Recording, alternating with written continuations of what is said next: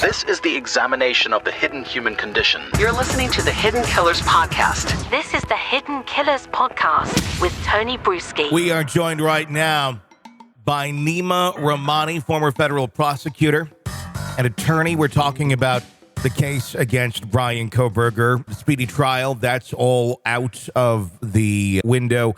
Where do we go from here? Yeah, I don't think we're going to see a speedy trial in this case. And this is interesting in that I think the appellate lawyers, the law and motion folks, are already involved in the case. When we've talked about the previous motions they filed to dismiss the indictment, they just filed another one. I haven't seen the memorandum in support of the motion. It was filed under seal, but I did see the notice of motion. So hopefully that'll be unsealed soon and we can take a look. But I mean, they're challenging everything from, the instructions given to the grand jurors to alleged exculpatory evidence that wasn't presented. I don't think the motion has any chance of success, but it's just one additional appellate issue that the state and federal appellate judges are going to have to look at. And then, with respect to the speedy trial, I mean, that was something that, from the jump, the initial arraignment, they waived that right. So there's no Kenneth Cheeseborough here. This is a case that's going to get pushed out for quite some time.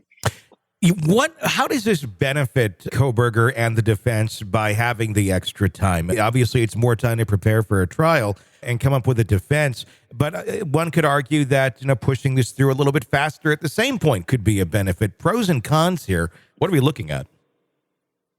Well, it's tough. The speedy trial is the defendant's right. So if a defense lawyer gets up before the judge and says, Your Honor, I need more time to prepare for trial. They're trying to put my client to death.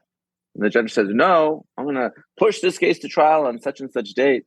And that's just another appellate issue, right? Sure. So these defense lawyers, and look, if you're the prosecution, I get it. You have victims, the families really want this case to move forward, but the defendant's in custody, right? So it's not like he's free and out and about, committing more crimes and that type of thing. So, to the extent that the defense needs it, it's a capital case, they're going to get it.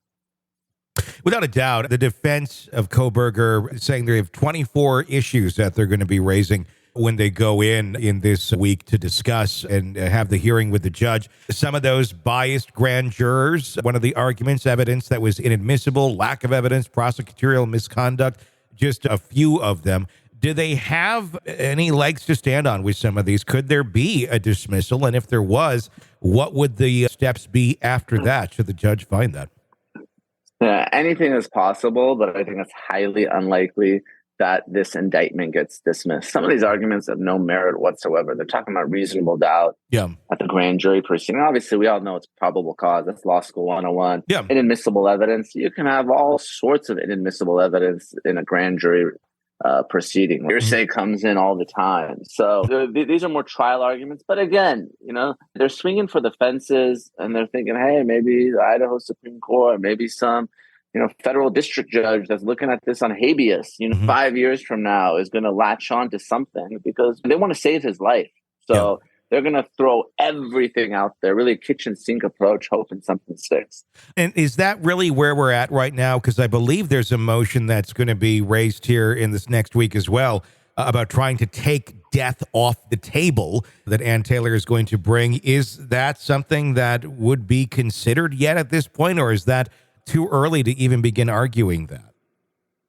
Normally I would say no, but we saw it with Lori Vallow, right? The prosecution botched their discovery obligations, and all of a sudden, the judge took the death penalty off the table. So that was a win, even though she was convicted and got life. I mean, if you're defending a capital case, you're Ann Taylor, you're one of the other dozen death penalty qualified lawyers, at least first chair qualified in Idaho, you save Bryan Kohberger's life, and he spends the rest of his life in Idaho State Prison, Tony. That is a win in a case like this. You're not expecting him to get a walk. Yeah, that seems to be possibly what they're working at this point. How, when we're talking here now, obviously speedy trial off the table, we're not going to see this happening October 2nd.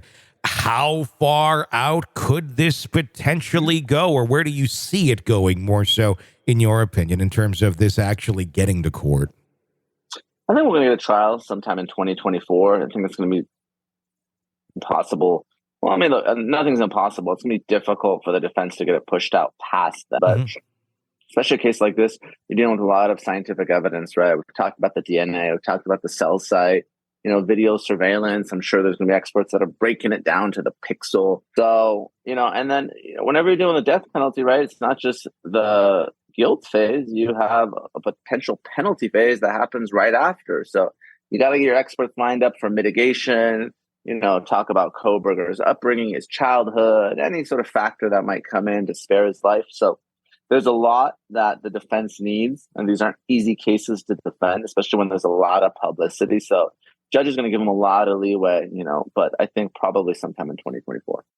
You're consuming the Hidden Killers podcast. Want more? Start binging on all of our true crime podcasts right now through Apple Podcasts and get an ad-free experience when you sign up to be a True Crime Today Premium Plus member exclusively on Apple Podcasts. More of the Hidden Killers podcast dropping soon. Press subscribe now.